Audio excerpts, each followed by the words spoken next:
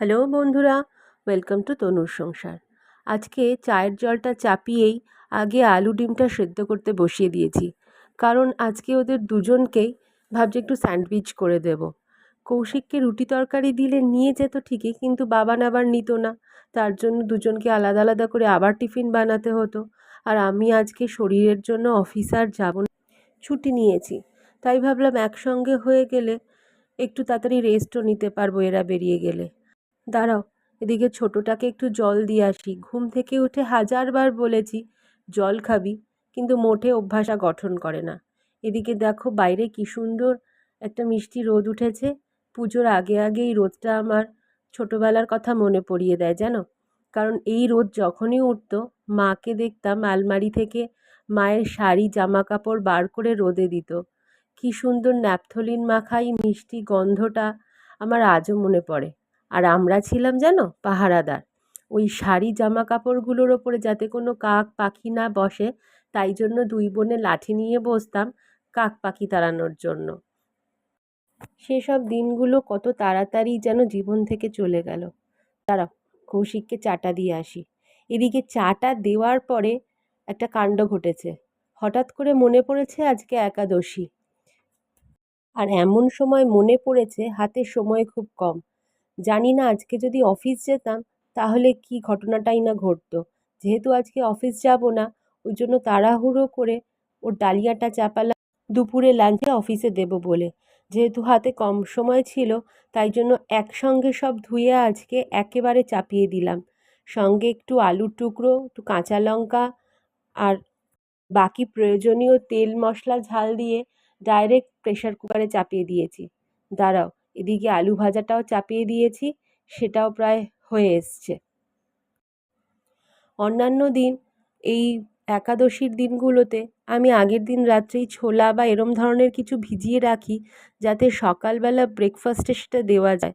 কিন্তু আজ সব গড়বড় হয়ে গেল জানো। আজকে একটু মোটা করে ছাতুই গুলে দিলাম, সেটাই খেয়ে কৌশিক অফিসে যাবে। এদিকে এবারে যখন স্পেন্সার্সে গেছিলাম, এই ঘিটা আমার চোখে পড়লো। যখন বালিতে থাকতাম ওখানের স্পেন্সার্সে এই জিনিসটা আমি খুব পেতাম। এটা খেতে না খুব ভালো লাগে আমার ব্যক্তিগতভাবে। তো এবারে গিয়ে এবারে স্পেন্সার্সে যখন এখান থেকে গেলাম জিনিসপত্র আনতে, তখন আবার এই ঘিটাকে দেখতে পেলাম। নর্মালি আমাদের মার্কেটে এই ঘিটাকে আমি দেখতেই পাই না, পেলে তো নিয়েই নিতাম। যাই, একটা ঝড় শেষ হলো। যেহেতু কৌশিক বেরিয়ে যাওয়ার পরে বাবানের স্কুলের সময়টার জন্য অনেকটা সময় থাকে, এই জন্য ওই সময়টুকু ওকে নিয়ে বসলাম পড়তে।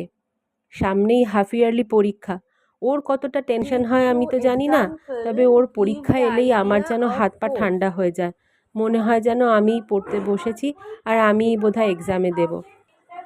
চলো, ছেলেটাকে এবার স্নানে পাঠিয়েছি, ততক্ষণে খাবারটা মেখে দিই।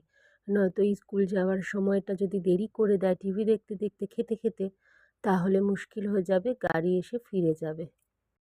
এদিকে সকালে যখন কৌশিককে ছাতু দিয়েছিলাম, তখনই ভাবলাম আমিও একটু ছাতুর শরবত খেয়ে নেব। কারণ এখন ইদানিং না আমার কি হয়েছে, ব্রেকফাস্ট করতেও যেন ভালো লাগে না। কিন্তু তারপরে ভাবলাম এই যে এইগুলো বানানো হয়েছিল এক্সট্রা কৌশিককে দেওয়ার জন্য, সেগুলো তো নষ্টই হবে, তার থেকে করে খেয়ে নেওয়াই ভালো। আর এই যে এই স্যান্ডউইচ মেকার যেটা দেখছো, এটা কৌশিকের বার্থডেতে কৌশিকের অফিস থেকে দিয়েছে।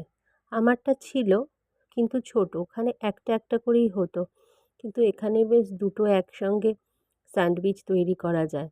এতে সময়টাও একটু সাশ্রয় হয়। যদিও তাড়াহুড়োতে খুব একটা এটাকে পারা হয় না আর এটাকে ইউজ করা হয় না, কিন্তু আজকে ভাবলাম সময় যখন হাতে আছে তখন ভালোভাবেই এটাকে পেরে নিয়ে এটার মধ্যে করা যাক। আর এর মধ্যে বানালে একদম দোকানের মতন টেস্ট আসে স্যান্ডউইচগুলোর। চলো, এগুলো তো রেডি হয়ে গেছে, এবার বাবানের টিফিন বক্সটাও রেডি করে দিই। এইটুকুনি যদি খেয়ে আসে তাতেই আমি উদ্ধার হয়ে যাব। আগে একটা সময় ছিল যখন সব কিছু তাড়াহুড়োর মাঝখানে, সব কিছু কাজের মাঝখানে বাবানকে একটা তৈরি করার সময় আলাদা রাখতে হতো, কিন্তু দেখলে কেমন অবাক লাগে, নিজে নিজেই ও তৈরি হয়ে নেয়। এই সময়টা আমাকে আর ওকে দিতে হয় না। আস্তে আস্তে দেখতে দেখতে এরা কেমন বড় হয়ে যাচ্ছে, আসলে আমার কাছে ব্যাপারটা আরও অবাক হয় কেন, কারণ আমি তো ওকে রেখে অনেক ছোটোবেলা থেকে অফিস করছি। সুতরাং ওর আস্তে আস্তে এই বেড়ে ওঠাটা আমার কাছে সত্যি কেমন অদ্ভুত লাগে। যখনই এরকম অফিস ছুটি নিয়ে বাড়িতে থাকতাম বা কিছু, ওর মধ্যে এরম এক একটা চেঞ্জ দেখলে সত্যিই আমার খুব ভালো লাগতো। মনে হতো এই তো সেদিন দেখলাম হঠাৎ করে আবার এতটা বেড়ে গেল। সময় প্রায় হয়ে এসছে, তাই জন্য বললাম ওকে একদম রেডি থাকতে। এই রে, দেখেছো, কথায় কথায় ব্রেকফাস্টের আগে একটা মেডিসিন নিতে হবে, সেটা ভুলেই গেছি।